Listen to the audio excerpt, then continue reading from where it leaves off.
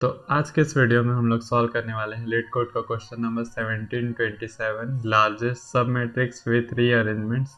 इसमें हम लोग को एक बाइनरी मैट्रिक्स दिया होगा जिसका साइज होगा m क्रॉस n एंड हम लोग अलाउड हैं रीअरेंज करने के लिए उसके कॉलम्स को मैट्रिक्स के किसी भी ऑर्डर में उसको रीअरेंज कर सकते हैं। हम लोग को रिटर्न करना है एरिया ऑफ लार्जेस्ट सब matrix with in matrix with every element of the submatrix is 1 after reordering the columns optimally।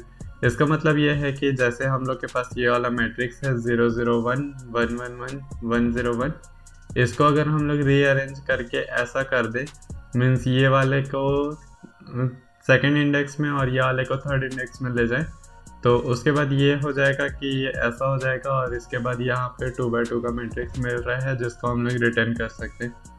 Return हम लोग उसका साइज करने वाले हैं तो यहाँ पे 4 मीन्स उसका एरिया रिटर्न करेंगे जैसे ये वाले एग्जांपल में भी देख सकते हैं।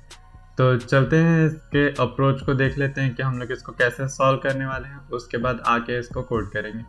तो यहाँ पे हम लोग इसको ऐसे सॉल्व करने वाले हैं कि हम लोग एक ग्राफ जैसा हाइट वाला बना लेंगे और यहाँ पे सारे हाइट्स हम लोग स्टोर करेंगे और यहाँ पे हम लोग का जो मैट्रिक्स है वो है, यहाँ पे i का लोकेशन है i 0 1 2 और उसके साथ j का, क्योंकि हम लोग i और j से अपने फॉर लूप को डिनोट करने वाले हैं तो इसलिए मैं i और j का यूज़ कर रहा हूँ यहाँ पे।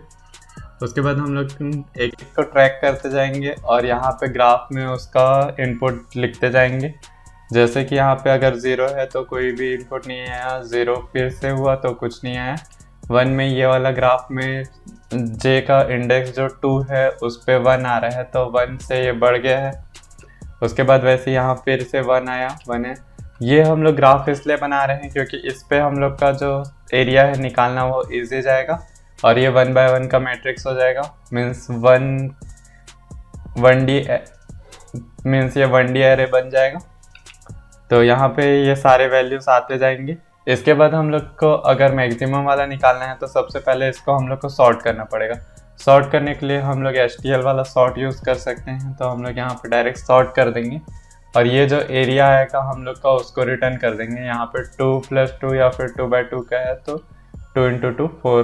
तो चलते हैं इसको एक बार कोड करके देख लेते हैं। तो यहाँ पे मैं इसको कोड करने वाला हूँ। सबसे पहले तो m क्रॉस n के लिए 2 इंटीजर ले लेते हैं।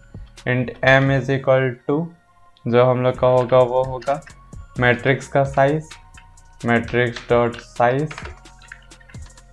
और जो हम लोग का n होगा वो मैट्रिक्स के कोई भी रो का साइज हो सकता है तो हम लोग यहाँ पे मैट्रिक्स ऑफ 0th वाले का ही ले लेते हैं, 0 डॉट साइज। उसके बाद हम लोग आंसर स्टोर करने के लिए एक वेरिएबल बना लेंगे आंसर करके, या फिर सबसे पहले तो हम लोग का हाइट वाला वेक्टर चाहिए रहेगा तो हम लोग हाइट वाला वेक्टर बना लेते हैं।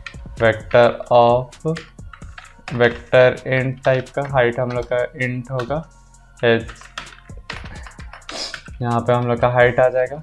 यहाँ पे इनिशियली जितना भी साइज होगा उसके लिए हम लोग 0 से इसको इनिशलाइज कर देते हैं कि बाद में एरर्स ना आए। फिर उसके बाद हम लोग पूरा ट्रैवर्स करके देखेंगे। For int i is equal to 0, i less than m, i plus plus, और for int j is equal to 0, j less than n, j plus plus. उसके बाद हम लोग चेक कर लेंगे कि अगर 0 है तो हाइट में कुछ इंक्रीमेंट नहीं होगा, अगर 1 है तो हाइट में इंक्रीमेंट होगा। मीन्स इफ अगर matrix of i of j जो है वो 0 है तो हम लोग का मैट्रिक्स में कुछ नहीं होगा चेंजेस।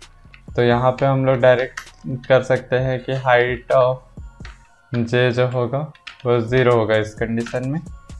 नहीं तो अगर ऐसा नहीं होता है तो हम लोग का हाइट जो है वो j प्लस इक्वल टू 1 हो जाएगा। मीन्स उसमें 1 ऐड होते जाएगा और यहाँ पे हम लोग के वैल्यू 0 और 1 में ही है तो डायरेक्ट 1 ऐड कर सकते हैं यहाँ पे। फिर एक और वेक्टर बना लेते हैं इसको सॉर्टेड हाइट रखने के लिए। तो हम लोग वेक्टर इंट टाइप का ही बनाते हैं, इंट सॉर्टेड हाइट मान लेते हैं इसका नाम। इसमें हम लोग अपना हाइट वाला वेक्टर दे देते हैं। उसके बाद इसको सॉर्ट कर देंगे HTL का हेल्प लेके।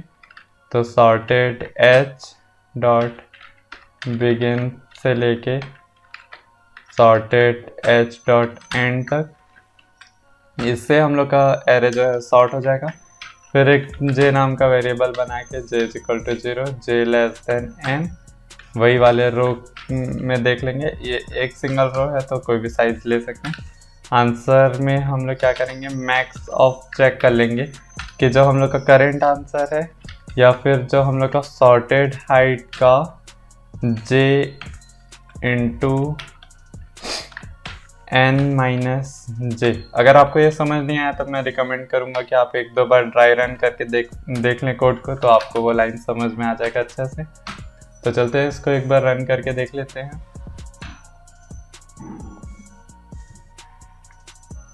तो यहाँ पे बोल रहा है कि आंसर इनिशलाइज्ड नहीं है, तो आंसर को हम लोग यहीं पे इनिशलाइज कर देते हैं। तो यहाँ पे हमारे तीनों केसेस एक्सेप्ट हो चुके हैं, इसको कर देते हैं सबमिट।